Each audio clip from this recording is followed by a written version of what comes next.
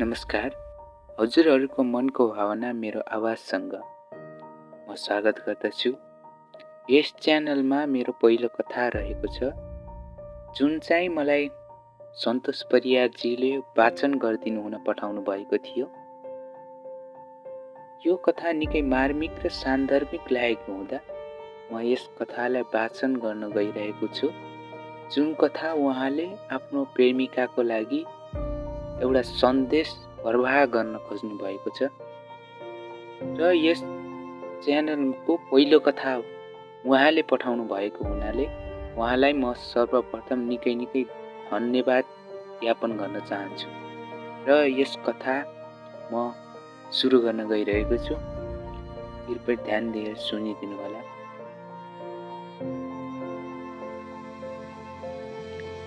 प्रेम प्रस्तावको सन्देश।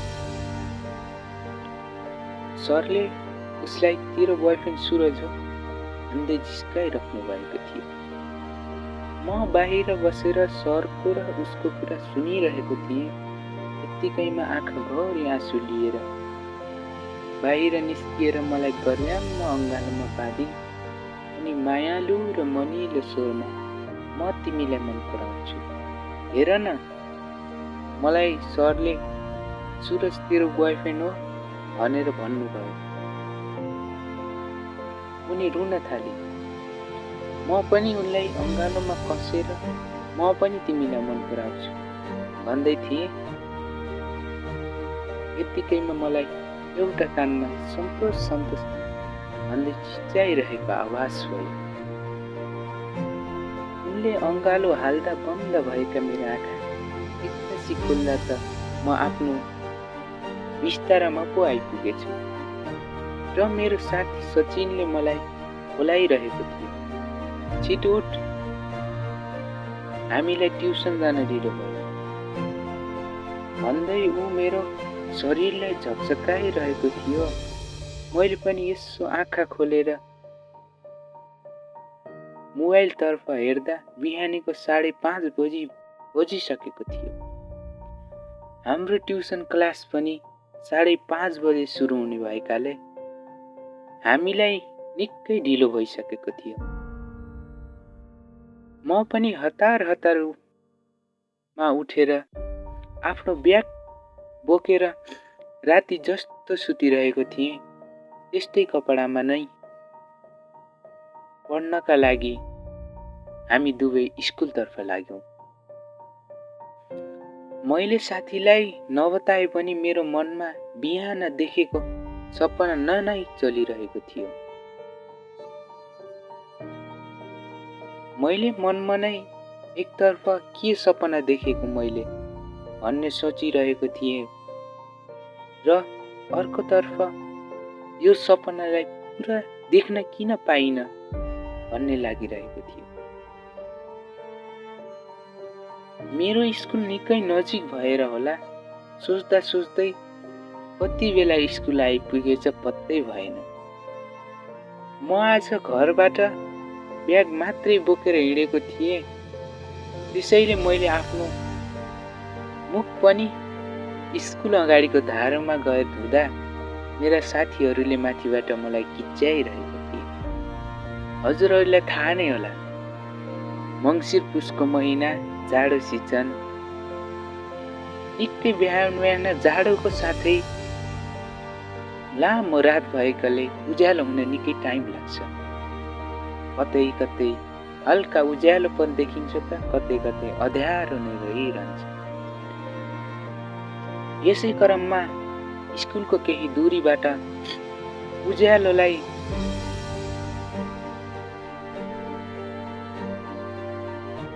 लाइट देखा पर्यो। त्यो लाइट सिधै मेरो साथीको आँखामा पर्न गएको हुँदा मेरो साथीले त्यस लाइटलाई बन्द गर्नलाई आग्रह गरिरहेको थियो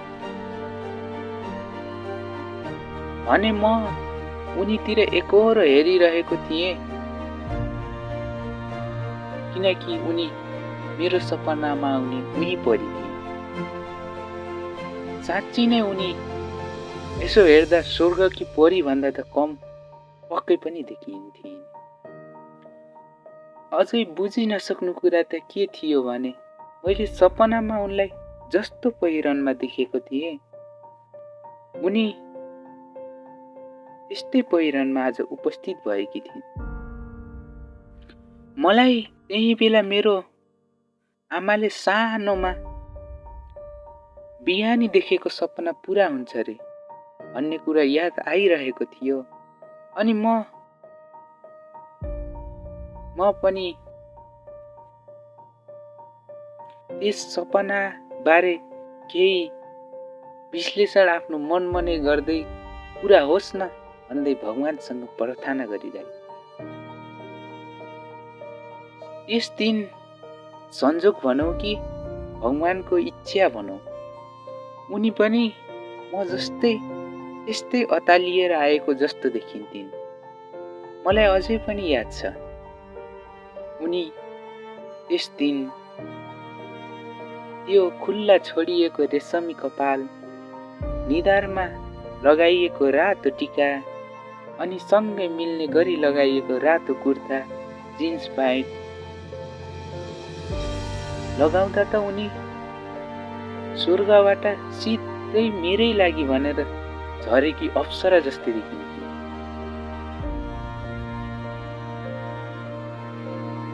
मैले उनलाई यसरी पहिलो पटक आउटड्रेसमा देखेको भएर होला, उनलाई निकै सुन्दर देखिरहेको थिए।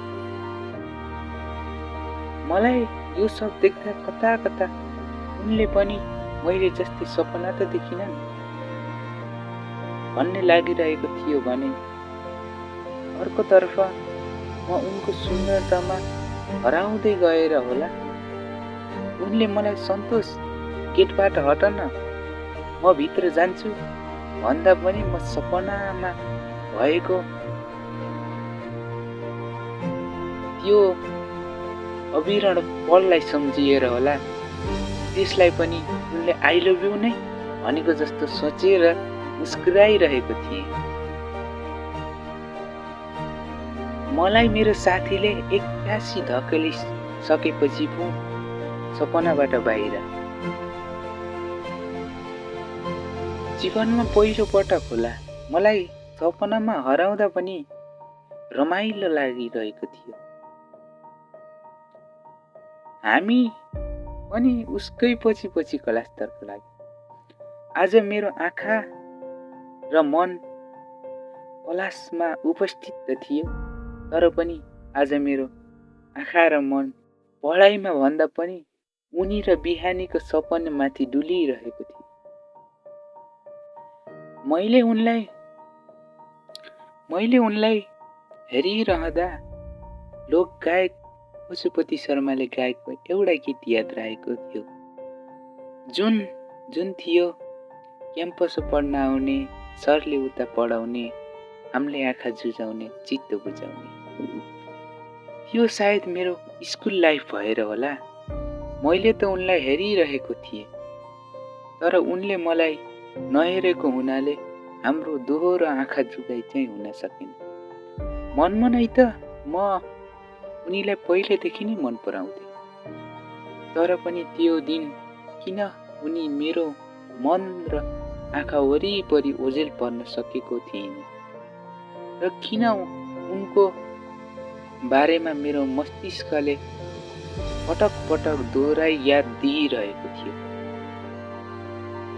भन्ने कुरा मलाई आज कसैले यसको उत्तर सोध्छ भने पनि म दिन सक्दिनँ। उनी मेरो मन र मस्तिष्कमा यसरी भरिएकी थिइन् कि मैले आज पढाइमा विषयवस्तु नै केही महसुस गर्न पाएको थिएँ। सधैँ पढाइमा ध्यान दिने मान्छे आज ध्यान नदिएको भएर होला, सरले मलाई हेर आज यसलाई मायाको भूतले छोए जस्तो छ नि, त्यसैले कसैको यादमा टोलाएर बसे जस्तो देखिन्छ।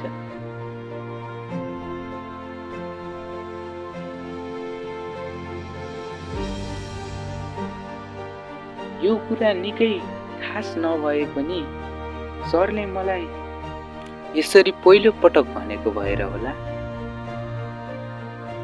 मलाई निकै असहज जस्तो महसुस भएको थियो। त्यसैले मेरो साथी सचिनले पनि यसैमा केही जोड्दै, सर यो आज ट्युसन आउनुभन्दा अगाडिबाट नै यस्तै गरिरहेको छ, हुन पनि हाम्रो क्लासमा यसलाई मायाजालमा पार्न खोज्ने धेरै छन् क्यारे भन्दै हाँस्न थाल्यो। साथीले मेरो कुरा बुझेर भन्यो कि नबुझेर भन्यो, अथवा हामीमाथि केही शङ्का भएर भन्यो, या म केटीतिर टोलाएर बसेको देखेर भन्यो, यो त मलाई थाहा भएन। तर पनि उसले भनेको कुराले क्लासमा एकछिन हाँसोको गुन्जाड उठिरहेको थियो। त्यसै हाँसोको बीचमा उनी पनि मुस्कुराइरहेको छर्लङ्ग देख्न सकिन्थ्यो। सबै साथीहरूले मेरो मजाक उडाएर हाँस्न व्यस्त थिए भने म उनको मन्द मन्द मुस्कुराइरहेको मुस्कान हेर्न व्यस्त थिए। खै आज मलाई के भयो यो मलाई थाहा भएन। तर पनि आजको दिन अरू दिन भन्दा मेरो लागि निकै विशेष हुन गयो।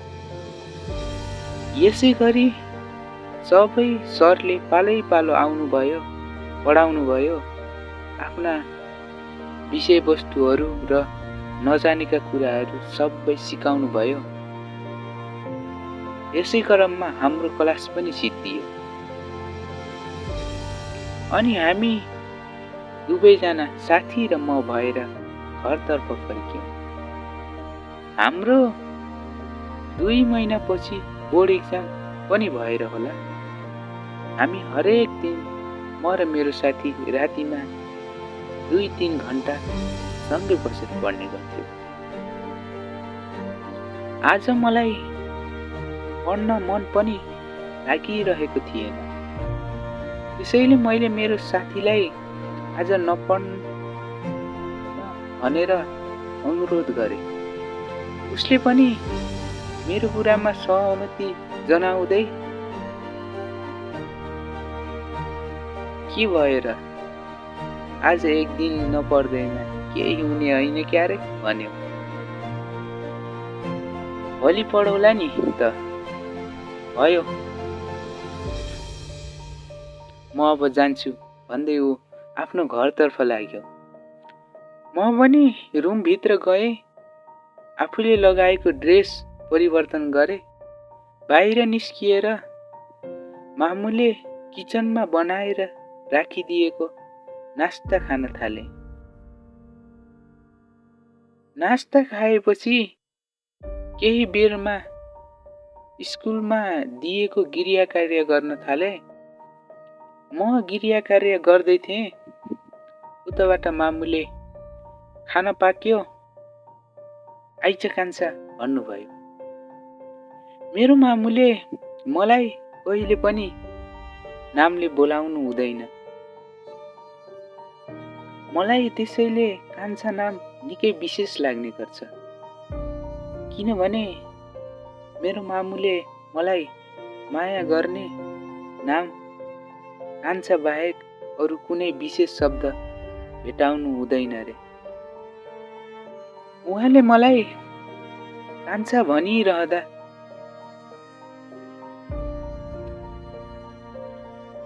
गाउँमा पनि मलाई सबैले कान्छा नै भनेर बोलाउँथे।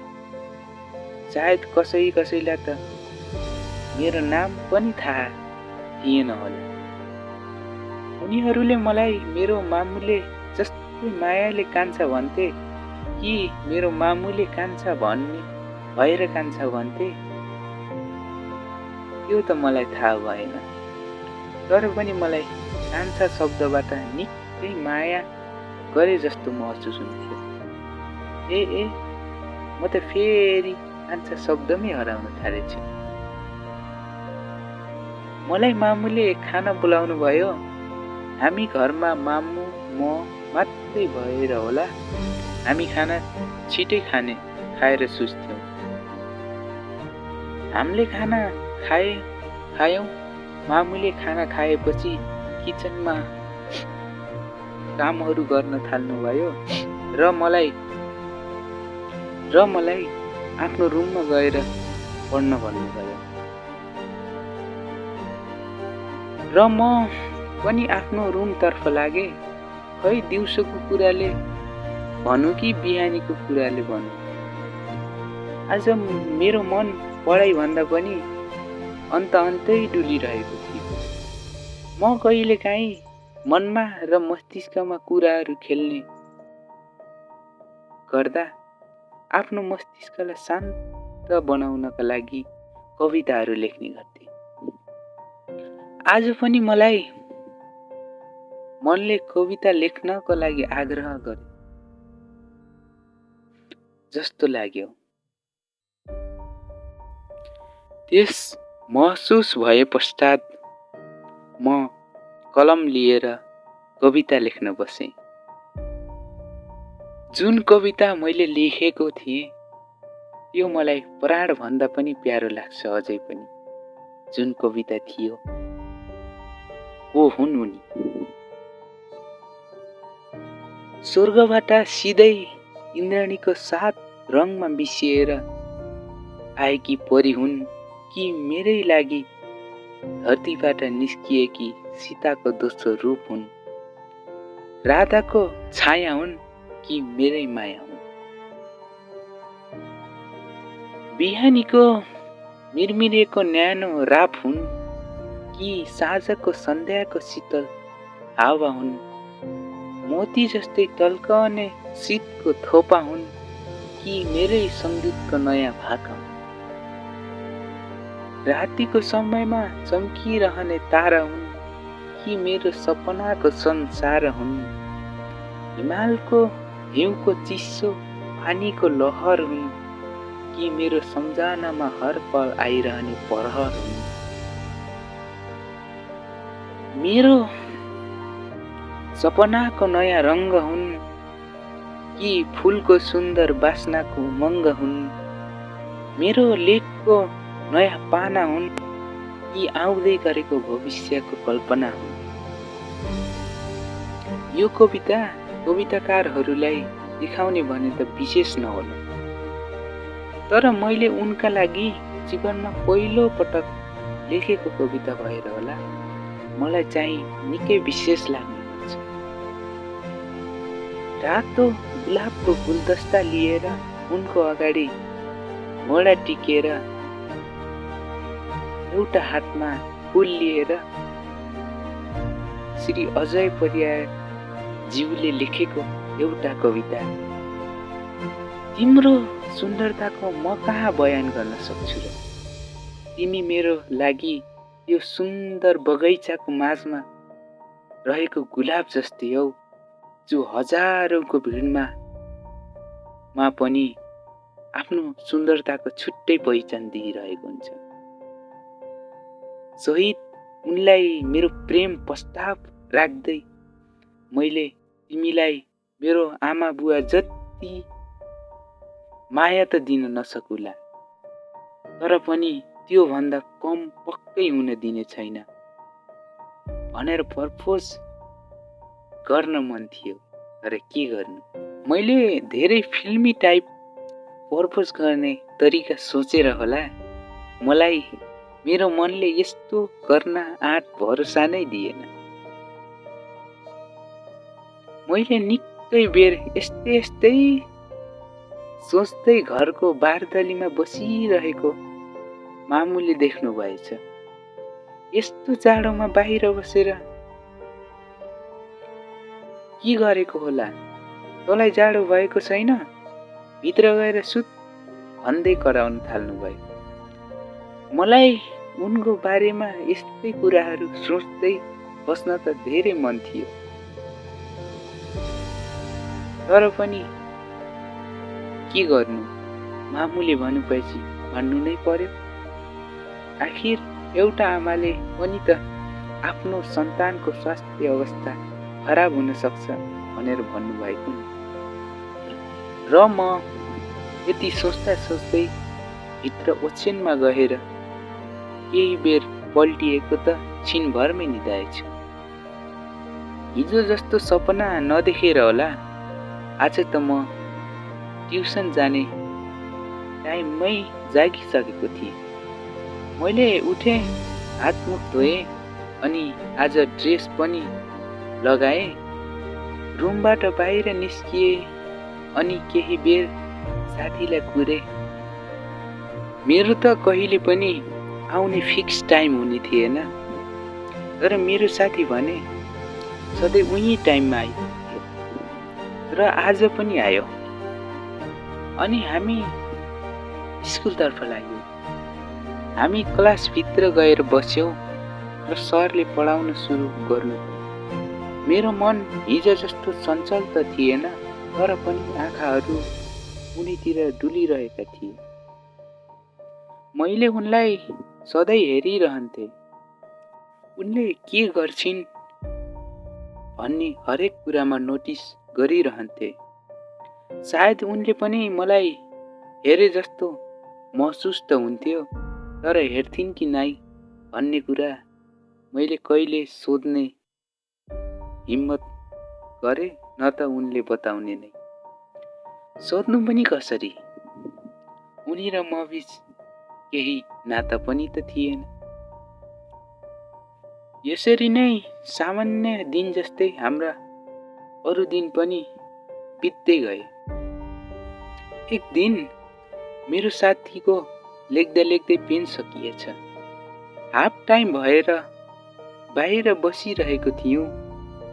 उसलाई सायद प्रोजेक्ट गर्नु थियो कि क्लास योग गर्नु थियो, त्यो त थाहा भएन। उसले मसँग आएर पेन माग्यो।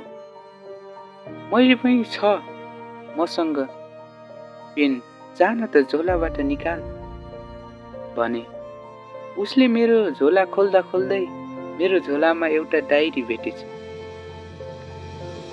मेरो डायरीको हरेक पानामा, हरेक कवितामा उनीसँगै जोडिएर लेखिएका कविता थिए।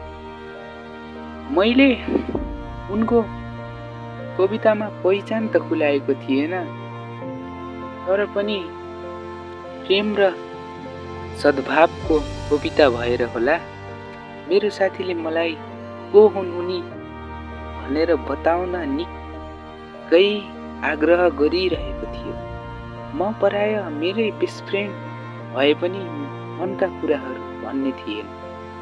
उसले मलाई निकै आग्रह गर्नुको साथसाथै भन्ने भयो भन्, नत्र यो डायरी लगेर सरलाई बुझाइदिन्छु भन्यो र मैले पनि मजबुर बस सबै कुरा भनिदिएँ। ऊ यी कुराहरू सुन्दा कतै मुस्कुराइरहेको थियो भने कतै मलाई जिस्काइरहेको पनि थियो। केटाहरूको जात त हो नि, यति सानो कुरा भए पनि निकै ठुलो सोच्ने र उसलाई सफल बनाउनका लागि सबै सहयोग गर्दै हिँड्ने। र मेरो साथीहरू पनि यो कुराबाट कहाँ पछि हट्न सक्थे र। मेरो र उनको मिलन गराउनका लागि सबै लागि पर्न थाले। उनीहरूले मलाई सधैँ प्रपोज गर गर भनेर मरिहत्ते गर्न थाले, तर पनि मलाई उनलाई प्रपोज गर्न कहिले पनि आँट आउन सकेन, चाहे त्यो रियल लाइफमा होस् या सामाजिक सञ्जालमा।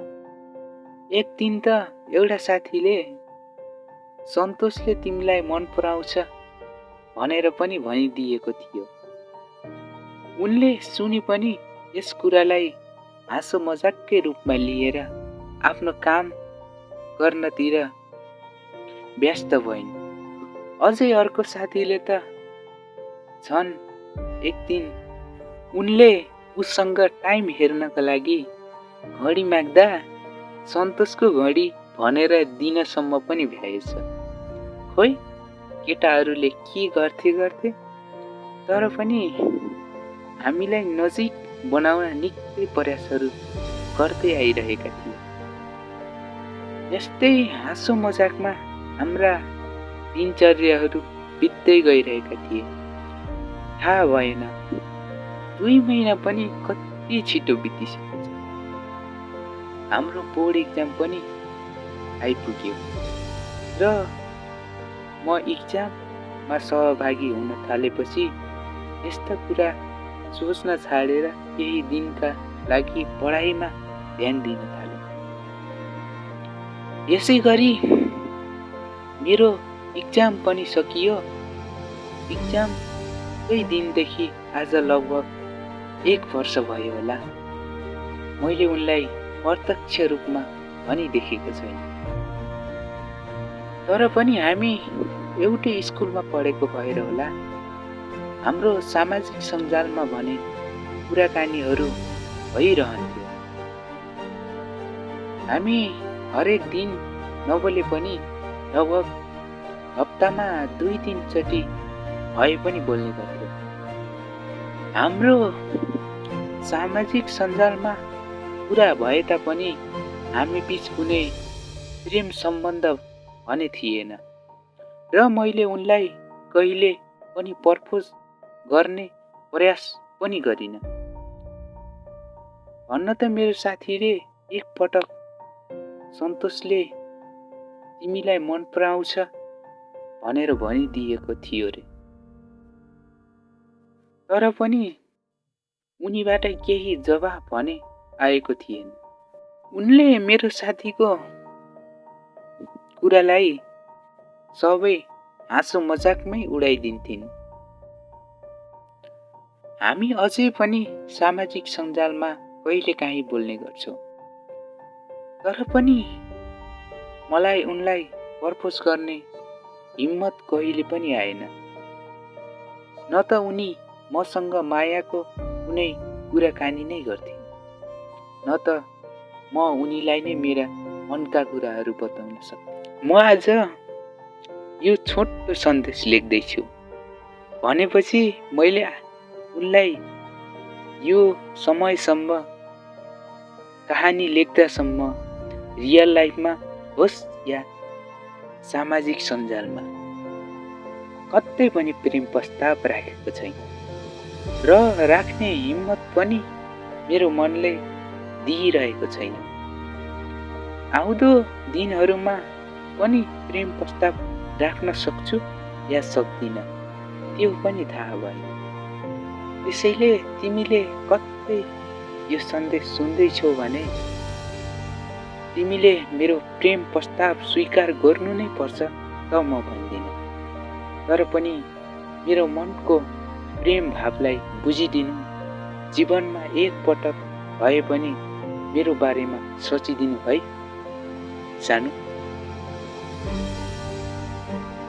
साथै उहाँले एउटा लास्टमा कविता पनि लेख्नु भएको छ आफ्नो प्रेमिकाको लागि, जुन रहेको छ मेरी सानो।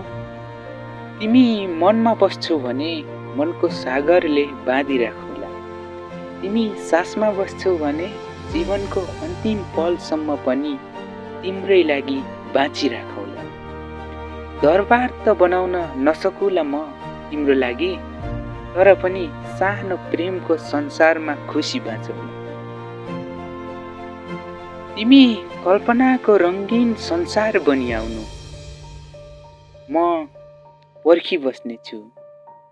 तिमी शीतल हावाको बेग बनिआउनु, म तिमीतिरै फर्किबस्नेछु। जानु छैन मलाई तिमी भन्दा टाढा, तिम्रो मायाको संसारमा सबैसँग तर्किबस्नेछु।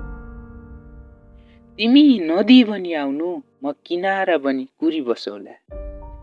तिमी भमरा बनिआउनु, म फुल भई सँगसँगै रमौला। 7 जुनी मात्रै होइन प्रिय, आउने 1000 जुनीसम्म पनि तिम्रो चोखो र निश्चल प्रेम भगवानसँग मागी बसौला।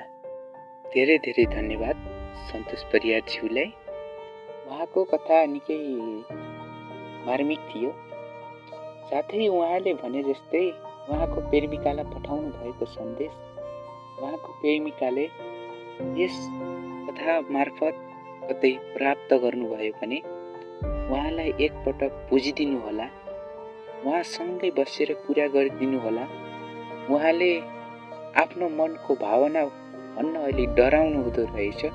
हजुर नजिक हुनुभयो भने उहाँले पक्कै पनि भन्नुहुनेछ, म पनि हजुरलाई प्रेम गर्नको लागि आग्रह त गर्दिनँ, तर पनि उहाँको भावनालाई एकपटक बुझिदिनु। साथै यस कथा प्रसारण भए लगत्तै म दिनौँ दिन प्रयत्न रहनेछु कथा प्रसारण गर्नको लागि र हजुरहरूलाई पनि कसैलाई प्रेम प्रस्ताव, सन्देश वा जीवनमा भएका घटनाहरू सुनाउन मन छ भने मेरो जिमेल आइडी म डिस्क्रिप्सनमा दिनेछु। हजुरले यस मार्फत मलाई सिधै कन्ट्याक्ट गरेर आफ्नो कथाहरू पठाउन सक्नुहुनेछ। साथै यो कथा हजुरहरूलाई कस्तो लाग्छ? जस्तो लाग्छ उस्तै प्रक्रिया दिएर जानुहोला र हामीलाई अघि बढ्ने हौसला प्रदान गर्नुहोला।